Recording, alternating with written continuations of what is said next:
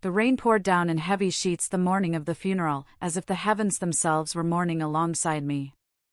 I stood beneath the tattered black umbrella, staring at the simple wooden coffin being lowered into the ground. My heart felt as though it had been ripped out of my chest and buried with him. The murmurs of the gathered mourners were muffled by the rain, but I could feel their pity-filled stares burning into my back. Some whispered prayers, others discussed quietly among themselves. I barely heard any of it.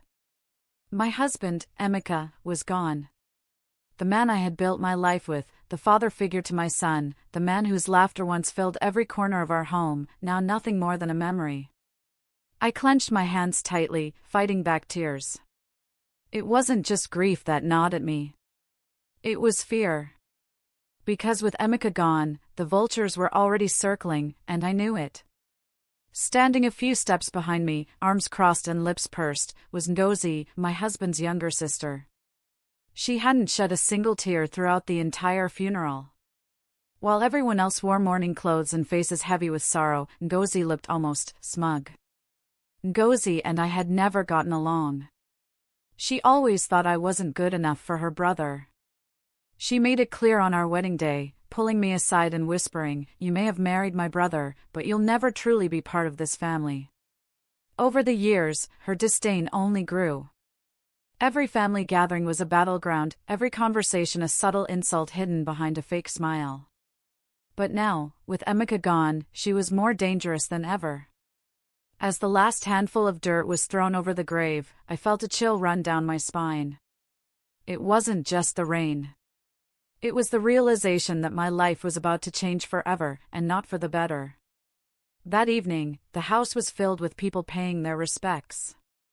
Friends, extended family, neighbors, they all came to console me. I wore a calm face, accepting condolences, but inside, I was hollow. My son, Chinedu, only 8 years old, clung to my side like a frightened shadow.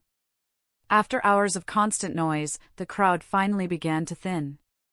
I ushered Chinedu into his room, tucking him in and whispering words of comfort I didn't fully believe myself. Then, as I stepped back into the living room, I found Ngozi waiting. She was seated comfortably on the sofa, legs crossed, sipping from a glass of juice as though she were the hostess and not me. "You've done well, Nneka," she said with a smile that didn't reach her eyes. "The funeral was decent, considering your limited means." I bit back a sharp reply. This wasn't the time. "Thank you, Ngozi. If you don't mind, I'd like to rest now. It's been a long day." She didn't move. Instead, she leaned forward, her expression hardening. "Actually, before you rest, there's something we need to discuss. It's about this house." My stomach dropped. "This house?" "Yes," she said, setting the glass down with a decisive clink. "You see, this was Emeka's family house. It rightfully belongs to the family, our family. Now that my brother is gone, you can't just continue living here like nothing happened." I froze. "Ngozi, this is my home. Emeka and I have lived here for years. We raised our son here." "We?" She cut me off with a dismissive wave. "Your son," she sneered. "Don't forget, you came into this marriage with a child from another man. Chinedu is not truly Emeka's heir. That boy has no claim to this property." Her words hit me like a physical blow. My chest tightened, and my hands trembled. Chinedu may not be his by blood, but Emeka loved him as his own. This house, it's the only stability that boy has left. Ngozi smirked, rising to her feet. "Sentiment doesn't matter in matters of inheritance. The family elders have already spoken. You will vacate this house by the end of the month." I stood rooted to the spot, my mind spinning. Leave? Where would I go? I had no other home, no savings to start over. My small shop barely made enough to cover basic expenses, and now with Emeka gone, my financial situation was dire. "You can't do this, Ngozi," I said, my voice breaking. "Oh, I can. And I will," she replied coldly. My brother may have been blind to your manipulations, but I'm not. This house was built by our father. It's time it returns to the rightful line of inheritance." She grabbed her handbag and walked toward the door. Just before leaving, she turned back, her eyes glinting with malice. "You have 4 weeks, Neka. Don't make me bring the elders here myself." The door slammed shut behind her, leaving me trembling in the silent room.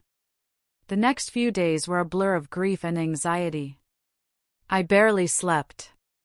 Every time I looked around the house, memories of Emeka overwhelmed me, our wedding picture on the wall, the couch where we used to sit and talk late into the night, the garden he had carefully tended. And soon, Ngozi wanted to strip it all away. At night, I would sit by Chinedu's bedside, watching him sleep. His little face was peaceful, unaware of the storm brewing around him. He had already lost one father. How could I let him lose his home too? I knew I had to fight back, but how? Ngozi had the backing of the elders, and in our culture, their word carried weight. Everyone would see me as just the widow with no real claim. Then, one evening, as I was sorting through Emeka's personal documents, I stumbled upon a sealed envelope hidden at the back of his desk drawer. It was addressed to me in his handwriting. My heart pounded as I tore it open. Inside was a letter. "My dearest Neka. If you are reading this, it means I am no longer with you. I know my family, especially Ngozi, will not make things easy for you. That is why I took precautions. I have something to tell you, something I never shared while I was alive. It is about this house, and about our future." My hands shook as I read on, my breath catching with every word. By the time I finished, tears streamed down my face. Emeka had known all along what Ngozi was capable of, and he had left me away to protect myself and our son. But the truth inside that letter was more shocking than anything I could have imagined. The house didn't belong to Emeka's family. It belonged to me. The next morning, determination replaced my fear. When Ngozi returned, flanked by 2 elders, she wore a triumphant smile. "Well, well," she said as she stepped inside. "I see you haven't started packing yet. Don't worry, we're here to make sure things go smoothly." I stood tall, clutching the envelope in my hand. "There's been a misunderstanding," I said calmly. Ngozi's brow furrowed. "Misunderstanding?" "Yes," I said, my voice steady despite the racing of my heart. "You claim this house belongs to your family. But the truth is, Emeka transferred ownership to me 2 years ago. Legally, this house is mine." For a moment, silence filled the room. Then Ngozi laughed, a harsh, mocking sound. "You expect us to believe that? Show us proof." Without a word, I handed the letter to the elders. They read it carefully, their expressions shifting from skepticism to surprise. Inside the envelope was also a certified property deed, signed and stamped by the local authorities. One elder cleared his throat. "Ngozi, it appears your brother indeed transferred ownership to Neka before his passing. This house is no longer part of the family estate." Ngozi's face turned red with fury. "No! This is a trick. She must have forged those papers." But the elders shook their heads. "The documents are authentic. Ngozi, you must accept this." Ngozi turned to me, her eyes blazing. "You planned this, didn't you? You poisoned his mind against his own family." I took a deep breath, meeting her gaze. "No, Ngozi. Emeka made this decision because he loved me. He wanted to make sure Chinedu and I were safe, even after he was gone. He knew you would try to take everything from us." Ngozi's mouth opened and closed, but no words came out. Finally, with a furious cry, she stormed out of the house, leaving me standing there with the elders. For the first time in weeks, I felt a small glimmer of hope. Emeka had protected us, even in death. But as I soon discovered, Ngozi wasn't done with her schemes. She was about to take her revenge in a way I never saw coming. For a few days, peace seemed to return to our home. I thought perhaps Ngozi had finally accepted defeat. I was wrong. One evening, as I was preparing dinner, there was a loud knock at the door. When I opened it, two stern-looking police officers stood there. My heart skipped a beat. "Mrs. Neka Okoro?" one of them asked. "Yes," I replied cautiously. "You're under investigation for fraud and forgery," the officer announced. "We have a report stating that you forged property documents to claim ownership of this house." My knees nearly gave way. "What? That's impossible. The documents are real, my late husband."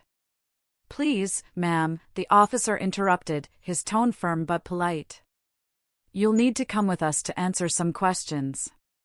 Behind the officers, I saw a familiar figure standing a few meters away, arms crossed and a satisfied smirk on her face. Ngozi. Rage and fear collided inside me. She had done this. She had reported me to the police, trying to paint me as a criminal. I turned to Chinedu, who was clinging to my skirt, his eyes wide with terror. "Stay inside, baby," I whispered. "Everything will be okay." The officers escorted me to the station. I spent hours answering questions, explaining how Emeka had legally transferred the house to me. Luckily, I had brought copies of the deed and Emeka's letter, and after verifying the documents with the local registrar, the officers realized Ngozi's report was false. By the time I was released, it was late at night. I was exhausted, humiliated, and furious. As I walked home, I knew one thing for certain: Ngozi would not stop until she destroyed me completely. When I reached home, Chinedu ran into my arms, sobbing. "Mommy, Aunt Ngozi came while you were gone. She said we will live on the streets soon." My heart shattered at his words. This wasn't just a battle over a house anymore. Ngozi wanted to break me, and she didn't care if my child got hurt in the process.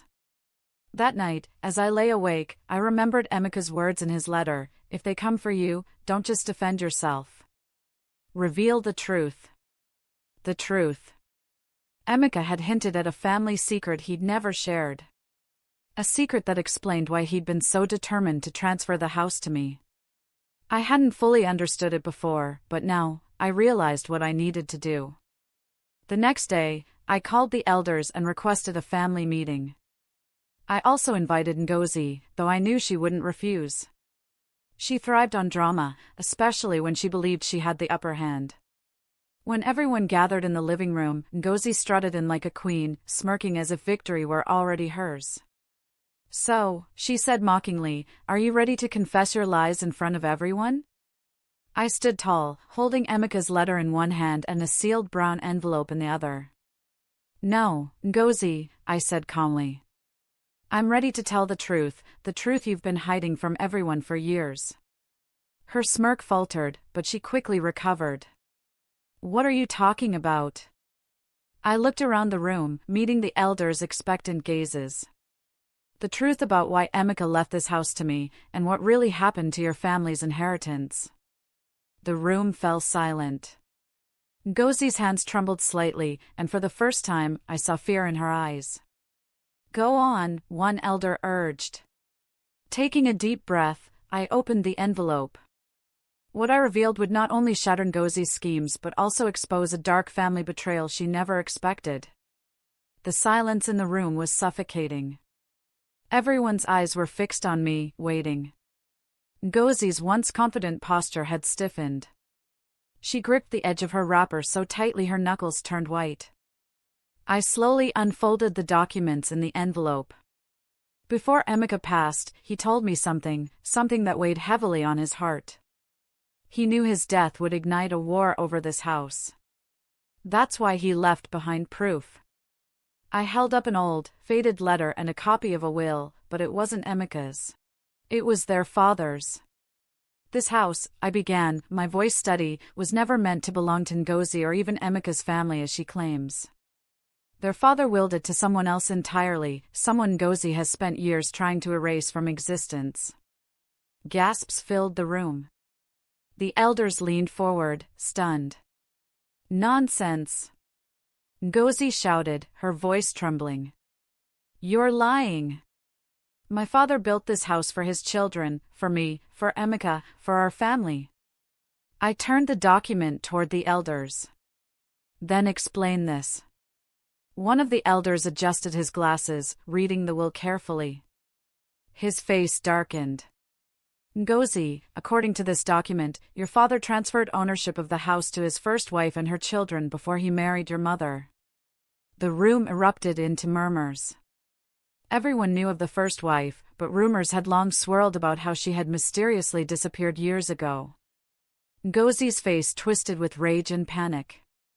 That woman was nothing. My mother was his true wife. I took a step closer, my voice sharp. Your father abandoned his first family, yes. But legally, they were never stripped of their rights. Emeka discovered this truth 2 years ago.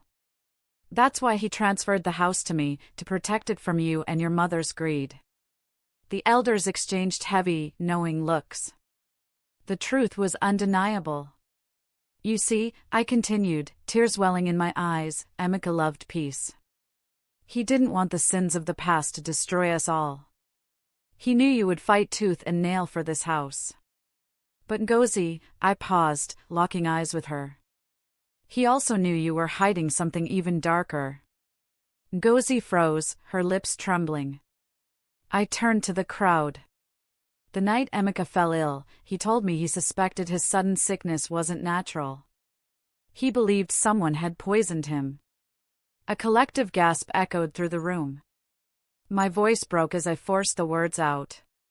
He didn't live long enough to confirm it.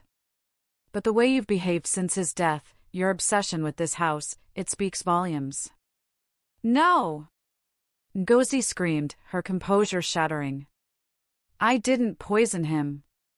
I only wanted what was rightfully mine. But her outburst only condemned her further. The elders' faces hardened. One of them rose to his feet. You've brought shame to this family, Ngozi. Not only did you try to steal from a widow and her child, but you've also stirred suspicion over your own brother's death. We will investigate this thoroughly. Ngozi's defiance crumbled.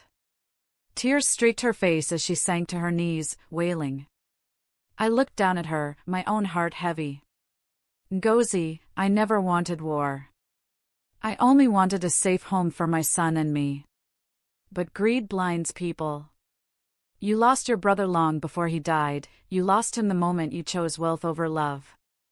The room fell silent. Even the elders were moved by my words.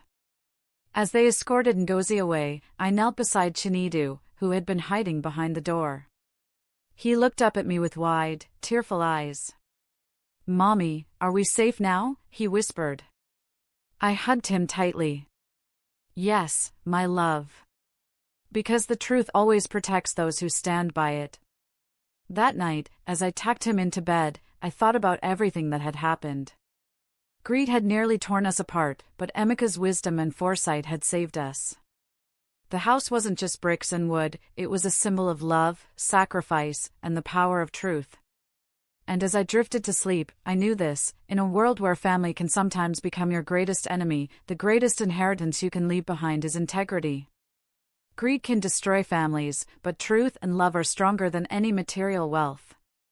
Guard your heart, and never let possessions define your worth.